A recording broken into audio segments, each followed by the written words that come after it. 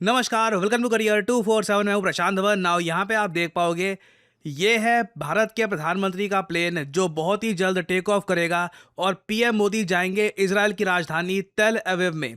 बहुत ही important visit है PM Modi के लिए। 9 साल के अंदर अंदर दूसरी बार ये जा रहे हैं इजराइल। इजराइल में काफ़ी उत्साह है। अगर मैं आपको जो इजराइल के दृश्य अभी ये दिखाऊं तो इजराइल में जो सबसे ज़्यादा बिकने वाला न्यूज़पेपर है द जेरूसलम पोस्ट। इसका जो फ्रंट पेज आप अगर देखोगे तो यहाँ पे पीएम मोदी आपको दिख जाएंगे। ऊपर देवनागरी में लिखा है नमस्ते। यहाँ पर हिब्रू भाषा में इनका वेलकम किया जा रहा है। नीचे लिखा है दो प्राचीन नेशंस अब एक नया चैप्टर ओपन करेंगे। इजराइल भी आप अगर देखो इसकी हिस्ट्री बहुत ज़्यादा पुरानी है। कई हज़ारों सालों पहले भी इजराइल जैसा एक देश एग्जिस्ट करता था किंग सोलोमन के टाइम में। और भारत के बारे में तो आपको पता ही है, it is one of the oldest civilisation in the world. और यहाँ पे आप देख पाएंगे वेलकम मोदी, और बहुत ज़्यादा मैं कहूँगा वार्म हॉस्पिटैलिटी के साथ पीएम मोदी का वेलकम किया जा रहा है इन इजराइल। इवन जो इन लोगों का पार्लियामेंट है, इजराइल का जो पार्लियामेंट है उसको ये लोग कहते हैं नेसेट। यहाँ पर भी आप देखोगे तो इंडिया के ट्राई कलर्स आपको नजर आएंगे। यहाँ पे आप देख पाएंगे in tribute to prime minister Narendra Modi the Knesset is illuminated tonight in the colours of the Indian flag. Overall अगर हम देखें तो अभी सही लग रहा है कि काफी ज्यादा मेमोरेबल विजिट होने वाली है प्राइम मिनिस्टर मोदी की टू इजराइल। बट जब भी कोई वर्ल्ड लीडर इजराइल जाता है तो एक बहुत ही बड़ा सवाल यहाँ पर रहता है गाजा के बारे में। वो वर्ल्ड लीडर क्या बोलेगा? भारत में जैसे आप लोग जानते हैं प्रियंका गांधी एक काफी दिग्गज नेता है कांग्रेस पार्टी की, और साथ में एमपी भी हैं। इन्होंने सोशल मीडिया पर ये पॉइंट रेज किया कि पीएम मोदी जब इजराइल जाएंगे तो उम्मीद है कि ये गाजा में जो आज के समय जेनोसाइड हो रही है इसका भी मेंशन करेंगे। यहाँ पे आप देख पाओगे Priyanka Gandhi urges PM Modi to raise Gaza genocide in Knesset address during the Israel visit. क्योंकि पीएम मोदी देखिए इजराइल के पार्लियामेंट को भी संबोधित करेंगे। अब वहां पर ये चाहती हैं कि पीएम मोदी उनको वहां पर ये भी बोले कि गाजा में जो हो रहा है वो काफी ज्यादा गलत है। गाजा के बच्चों के लिए उठाए आवाज, प्रियंका गांधी की पीएम मोदी को अपील। यहाँ पे आप देख पाओगे इनकी एक ट्वीट है, I hope the honourable prime minister mentions the genocide of thousands of innocent men, women and children in Gaza while addressing the Knesset in his upcoming trip to Israel and demands justice for them. India हमेशा उस चीज के लिए खड़ा रहा है जो सही है। India has stood for what is right throughout our history. As an independent nation, we must continue to show the light of truth, peace and justice to the world. और अगर हम बात करें अभी के लिए गाजा में जो सिचुएशन है, तो रिसेंटली एक स्टडी करी गई थी लैंडसेट ग्लोबल हेल्थ द्वारा। इन लोगों ने जो फिलिस्तीन का डेटा है इसको स्टडी की, और इन लोगों को ये मिला कि जो पहले 16 महीने थे हमास इजराइल वॉर के, उसमें जो डेथ टोल था ना गाजा में, ये जितना सोचा जा रहा था उससे भी काफी गुना ज्यादा है। यहाँ पे आप देख पाओगे Lancet global health research suggest more than 75,000 killed. और ये मैं सिर्फ अभी पहले 16 महीनों की बात कर रहा हूँ। टोटल नंबर ओवरऑल अभी कई जो मलबे में लोग दबे हुए हैं अब उनको निकाला जाएगा। परहैप्स जो एक्चुअल नंबर है वो काफी ज्यादा साबित हो। और जो ये 75,000 लोग मारे गए हैं गाजा में, इनमें से देखिए 42,200 विमेन, चिल्ड्रन और एल्डरली लोग थे। टोटल आप कह लीजिए पूरी जो गाजा पट्टी थी उसकी 3 से 4% जो आबादी है ये मार दी जा चुकी है। और इनकी डेथ भी बहुत ही वॉलेंट तरीके से हुई है। काफी बार ऊपर जो ये फाइटर जेट से बॉम्ब गिरा रहे थे, काफी बार जो मिलिट्री है ये बॉम्बिंग कर रही थी। और आप अगर यूनाइटेड नेशंस के ह्यूमन राइट्स कमीशन की वेबसाइट पे जाओगे तो वहां पे आपको साफ साफ दिखेगा एक इंडिपेंडेंट इन्वेस्टिगेशन के बाद इन लोगों ने कंक्लूड किया है कि हाँ, इजराइल ने एक जेनोसाइड की है गाजा पट्टी में। इजराइल ऑफ कोर्स कहता है कि ये सारे आरोप गलत हैं, और इजराइल की तरफ से इन लोगों की तो ये भी स्टेटमेंट आई है कि ये लोग प्रयास कर रहे थे कि सिविलियंस की मौत ना हो। वेल, वो प्रयास बुरी तरीके से फेल हुआ है क्योंकि बहुत सारे सिविलियंस मारे गए हैं। आई मीन जो नंबर सामने आए हैं ना, किसी को उम्मीद नहीं थी कि नंबर्स इतने ज्यादा होंगे, स्पेशली औरतें बच्चे इतनी ज्यादा बड़ी संख्या में मारी जाएंगी। और आप अगर इंटरनेशनल क्रिमिनल कोर्ट की वेबसाइट पे जाकर देखोगे ना तो वहां पे साफ साफ लिखा हुआ है Netanyahu, mister Benjamin Netanyahu prime minister of Israel, इनके अगेंस्ट एक अरेस्ट वारंट इशू किया जाता है। और टोटल आज के समय 100 से ऊपर देश है जहां पे नेतन्याहू ने अगर कदम रख दिया तो इनको अरेस्ट कर लिया जाएगा। वो अलग बात है वैसे कि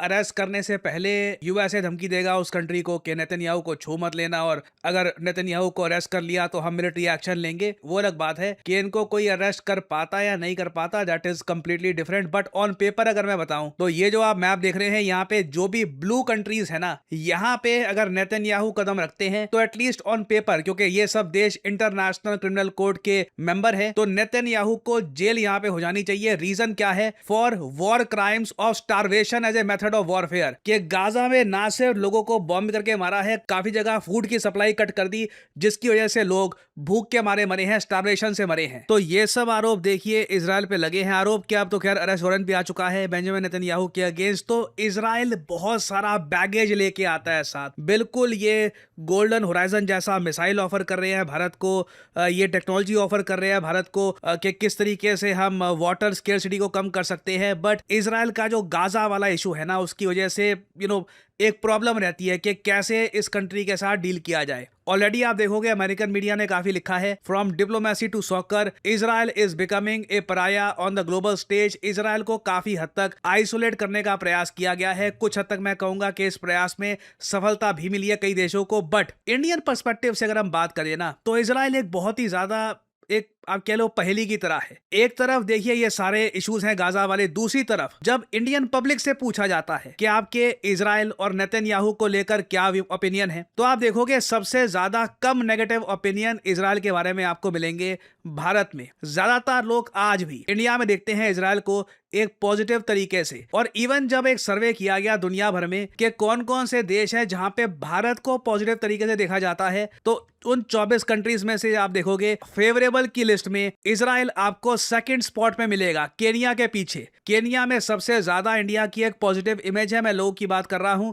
और फिर आपको मिलेगा इजराइल। इजराइल में 60% लोग कहते हैं कि भारत एक अच्छा देश है, और सिर्फ 27% लोग कहते हैं कि हमारे अनफेवरेबल व्यूज हैं भारत के बारे में। कई सर्वेज हमको यही बता चुके हैं कि इजरायलीज इंडिया को रेट करते हैं far more favourably than any other country. तो इजराइल में भी इन लोगों को काफी अवेयरनेस है कि भारत में एक बड़ी पॉपुलेशन है, वो इजराइल को पसंद करती है फॉर वेरियस रीजंस, कि इजराइल में इनोवेशन जो होती है या फिर जो इस कंट्री की मिलिट्री प्रोवेस है, फॉर वेरियस रीजंस। तो इसलिए भारत के सामने आज के समय चैलेंज ये है कि किस तरीके से हम इजराइल के साथ ये गाजा का इशू रेज करेंगे। देखिए आपके साथ डिफेंस पार्टनरशिप, और जो अब ये हेक्सागोन अलायंस की बात की जा रही है कि इस्लामिक नेटो के अगेंस्ट एक हेक्सागोन अलायंस बनाया जाएगा, इंडिया एक की पार्टनर होगा इसमें, ये सब अपनी जगह ठीक है। But India being a very big and responsible country, जब यूएन का ह्यूमन राइट कमिश्नर कह देता है कि Israel has committed A genocide, तो कहीं ना कहीं इंडिया को भी यहां पर बोलना होगा कि देखिए गाजा में हमें रिकंस्ट्रक्शन की तरफ प्रयास करना चाहिए, कि गाजा पट्टी में हम रिकंस्ट्रक्शन कैसे करें, कैसे लोगों की जिंदगी फिर से बनाएं, कैसे गाजा पट्टी को हम रीबिल्ड करें। ऑलरेडी वैसे मैं आपको ये बता दूं, पिछले 11 सालों में भारत ने $80 मिलियन दिए हैं फिलिस्तीन को, और ये most probably in the future ये अमाउंट बढ़ने वाला है जैसे जैसे गाजा की रिकंस्ट्रक्शन की बात सामने आएगी। सो पीएम मोदी देखना होगा किस तरीके से ये इशू रेस करते हैं। अगर रेस करते भी है ये issue, it is a very sensitive topic. Israel के लोग ऑब्वियसली नहीं चाहते कि कोई बाहर का लीडर आके उनको बताए कि गाजा के इशू के बारे में क्या करना है क्या नहीं करना, और देखना होगा पीएम मोदी क्या इस इशू को रेस करते हैं या नहीं करते। So it will be very interesting. कुछ अपडेट्स आती है, बहुत सारी अपडेट्स आएंगी regarding PM Modi visit to Israel. जो भी डेवलपमेंट्स आएंगी उससे रिलेटेड मैं आपके लिए अपडेटेड वीडियोस लाता रहूंगा। और फाइनली यहाँ पे आप लोगों से मैं क्वेश्चन पूछूंगा कि रॉब यतन, ये नाम आज के समय काफी न्यूज में है, आपको ये बताना है कि ये रिसेंटली बने हैं youngest ever prime minister of which country. ये है यहाँ पे आपकी ऑप्शंस, स्पेन, नेदरलैंड्स, स्वीडन या फिर फिनलैंड। कमेंट सेक्शन में करिए उत्तर, जो लोग देंगे सही आंसर उनकी कमेंट को मैं दे दूंगा हार्ट, ताकि बाकी लोग समझ पाए कि सही उत्तर क्या है। और फाइनली एक बहुत ही इंपॉर्टेंट जानकारी आप लोगों के लिए, करियर 247 की नाउ और नेवर सेल एक्टिवेट हो चुकी है। करियर 247 के सभी कोर्सेज पे आपको मिलता है flat 25% discount by using the code PD10। ये जो सेल है सिर्फ 28 फरवरी 2026 तक चलेगी, तो आपके पास कुछ ही दिन है। Make the most of this sale already thanks to Career 247 courses। कई लोग आज के समय as data analyst, as data scientist काम कर रहे हैं in various companies all over India. For example कुछ टेस्टिमोनियल्स आपके सामने हैं। पीडी सर को फॉलो कर रहा था, प्रशांत धवन सर को, और पीडी सर से मुझे कैरियर 24/7 के बारे में पता चला। मैं बहुत थैंकफुल हूँ पीडी सर का। मैं थैंक यू कहना चाहता हूँ कैरियर 24/7 को, जिसकी वजह से मुझे ये अपॉर्चुनिटी मिली, और मैं फिलहाल इनरिच मनी पे as a compliance analyst placed हूँ। मुझे 3 रोल ऑफर हुए थे, 2 रोल इसी कंपनी से, एक दूसरी कंपनी से। I was a little bit confuse कि मैं कौन सा रोल चूज करूं। थैंकफुल टू कैरियर 24/7 मेंटर्स कि उन्होंने मुझे गाइड किया कि हम मेरे कैरियर के लिए कौन सा पाथ बेटर रहेगा। मैं अपने घर का सबसे एल्डेस्ट सन हूँ। मुझे गाइडेंस करने वाला कोई नहीं था, पता नहीं था कि जिंदगी में क्या करना है यहाँ आके मुझे पता चला कि रियल लाइफ प्रोजेक्ट्स क्या होते हैं। यहाँ पे मुझे वो सब मिला जो इंजीनियरिंग में मिसिंग था, structured learning, real life projects, hands on experience. I am thankful to my teachers, my industry experts जो आए थे, जिन्होंने मुझे रेफर किया, और कैरियर 247 ने जिन्होंने मुझे गाइडेंस दिया कि कैसे क्या करना है। उन्होंने मुझे हर स्टेप में गाइड किया, हर एक इंटरव्यू के पहले मुझे प्रिपेयर किया। सिंपली क्या करना है, जो वीडियो आप देख रहे हो इसकी कमेंट सेक्शन में जाओ, कमेंट सेक्शन में लिंक आपको मिल जाएगा, लिंक पर करिए क्लिक, आपके सामने ये पेज खुल जाएगा। यहाँ पे अपने डिटेल्स डालिए, कोड डालिए PG10 ताकि आपको डिस्काउंटेड रेट पर ये कोर्स मिले, और सिंपली यहाँ पर सबमिट कर दीजिए। करियर 247 की तरफ से आपको कॉल आएगा, बात कर सकते हैं और फिर आप अपनी जर्नी स्टार्ट कर सकते हैं एज ए डेटा एनालिस्ट। और जो सर्टिफिकेट आपको मिलेगा वहाँ पर लिखा होगा पावर्ड बाय IBM। और सिंस ये एक बहुत ही स्पेशल कोर्स है, हमारे पास लिमिटेड नंबर ऑफ सीट्स है। जो लोग पहले अप्लाई करेंगे बैच में, हम उनको ही एनरोल कर पाएंगे। तो अगर आप इंटरेस्टेड हैं, आई सजेस्ट जल्दी से पूरा प्रोसेस कंप्लीट करिएगा, और of course use the code PD10 to save your hard earned money as well. So इसी नोट के साथ ये है वीडियो का अंत। Thank you for listening, and as I always say, may the gods watch over you.